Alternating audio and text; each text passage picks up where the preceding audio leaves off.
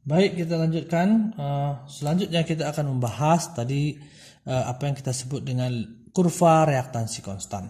Tadi kita sudah membahas yang kita sebut dengan lingkaran resistansi konstan. Jadi sekarang yang kedua itu namanya adalah kurva reaktansi konstan ya. Bukan lingkaran resistansi konstan ya, tapi kurva reaktansi konstan. Bukan lingkaran reaktansi konstan. Jangan salah menyebutkannya. Ada dua komponen. Pertama lingkaran, yang kedua kurva.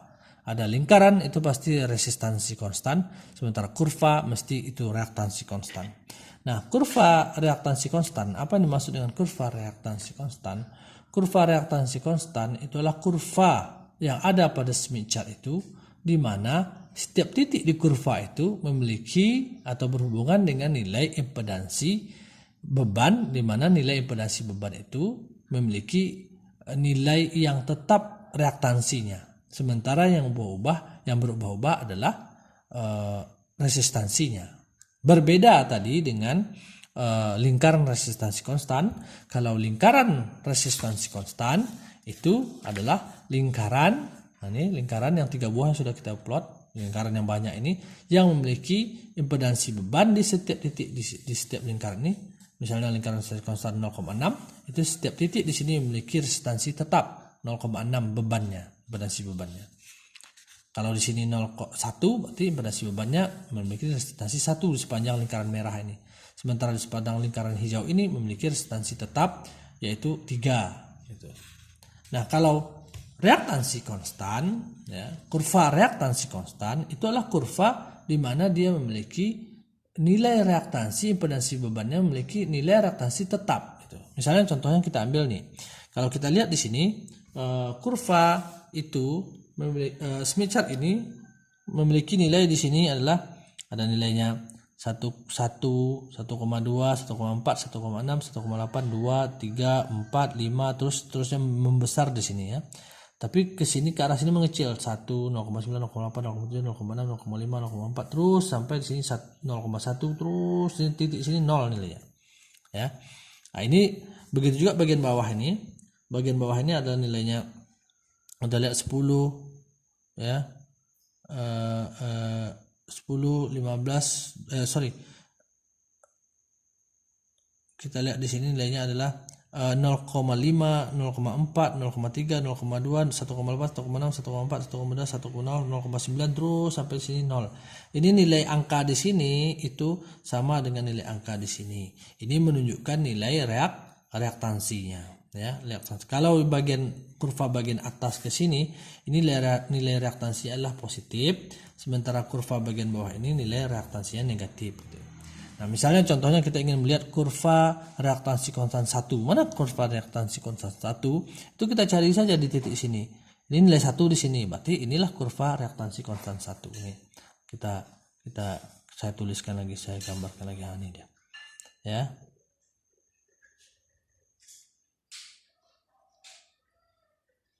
Nah, seperti ini kurva reaktansi konstan 1. Apa maksudnya kurva reaktansi konstan 1 ini? Maksudnya adalah impedansi beban di sini itu selalu memiliki nilai reaktansi yang tetap gitu. Jadi kalau tadi kita tuliskan ya, misalnya nilai ZL itu misalnya 1 ditambah 2I misalnya. Kemudian kita ubah Z resistansinya berubah, ini tetap gitu. 1 di sini misalnya 0,5 ditambah 2I misalnya. ZL sama dengan 0,3 ditambah 2I misalnya. Lihat di sini bahwa bagian reaktansinya itu tetap konstan. Sementara bagian yang berubah itulah bagian resistansinya. Maka ini artinya beban-beban dengan nilai reaktansi 2 itu adalah akan terplot nanti dia di titik kurva reaktansi konstan 2. Jadi kurva reaktansi konstan 2 yang mana? Nah, ini dia. Saya cari di sini.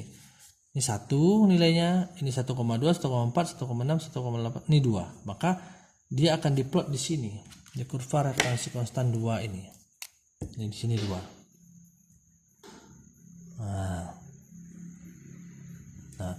di sini ya. Ini kurva reaktansi konstan 2. Maka kurva reaktansi konstan ini, maka nilai-nilai ini yang tadi ini, nilai ZL1 tambah 2I, 0,5 2I, 0,3 tambah 2I, selama nilainya 2 reaktansinya, maka nilai ZL ini akan terplot di sepanjang kurva reaktansi konstan 2 ini. Atau misalnya kita tambah lagi, misalnya 10 ditambah 2I, 11 tambah 2I, 8,5 tambah 2I, dan seterusnya. Maka semua ini akan diplot di kurva reaktansi konstan 2 gitu. Nih. Karena apa? Karena dia punya komponen reaktansi yang tetap, yaitu 2. Nah, kemudian misalnya lagi ada kurva, kita mau lihat kurva reaktansi konstan misalnya min 1 min 5 misalnya, min 5. Jadi kita bisa punya ZL misalnya 1 ditambah min 5 ya, min 5I, ZL sama dengan 0,5 dikurang 5I, ZL sama dengan 10 dikurang 5I, ZL sama dengan 7 dikurang 5I, dan seterusnya. Selama ininya minus 5I, maka ini kita sebut dengan kurva reaktansi konstan min 5. Dia akan terplot di kurva reaktansi konstan min 5 gitu. Yang mana itu kurva reaktansi konstan min 5? Kalau plus itu di sepanjang yang atas ini, kalau min di sini. Kita cari angka 5 ya. Nilai 5 itu adalah di sini. Nih 5.5, maka dia akan berhubungan dengan kurva reaktansi konstan 5 min 5 itu ini. Saya gambarkan lagi ya. Seperti ini.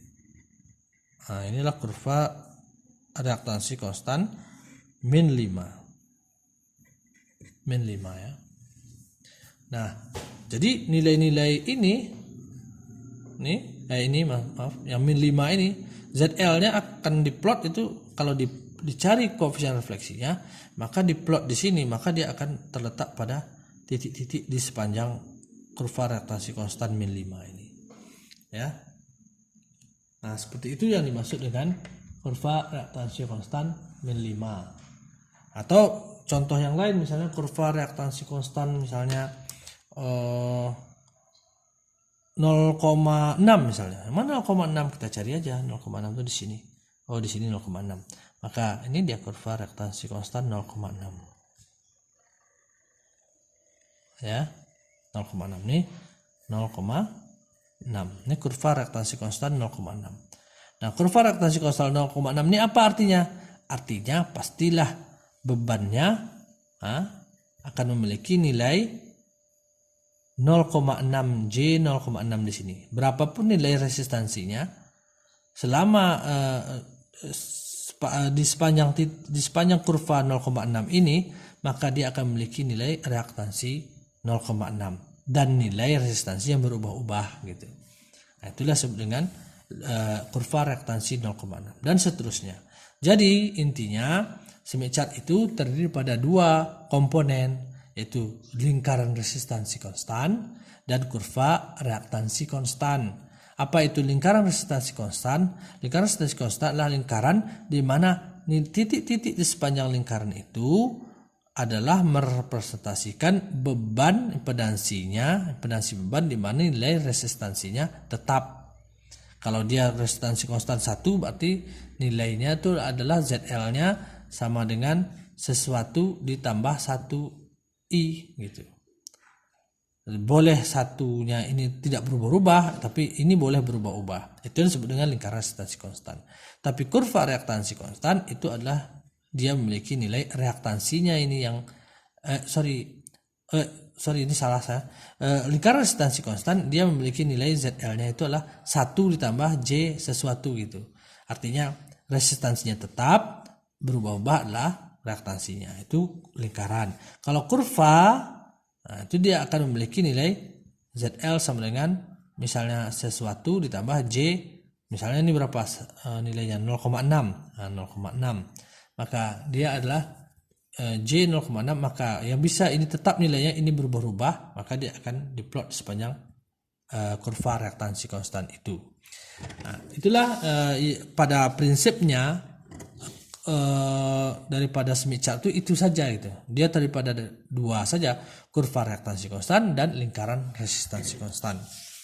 Nah, selama kita memiliki nilai di sini itu konstan, maka ini bisa berubah-ubah, dia akan membentuk terplot di satu kurva. Kita lanjutkan kepada video berikut.